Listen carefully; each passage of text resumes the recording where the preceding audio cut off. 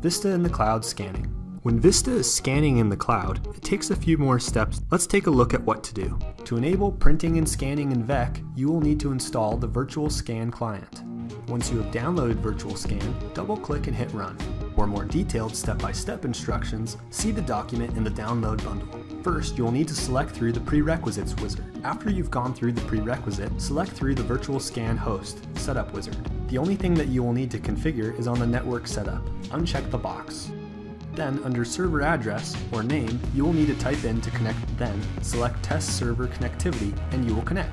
Connect through the rest of the setup.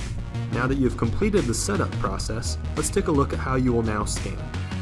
To scan, make sure you are a Virtual Scan user. Add your user from the list. Now, to scan on a desired form, click on the icon and make your selection to Scan Single Image or Open Image Batch. Simply select your device to scan from and scan.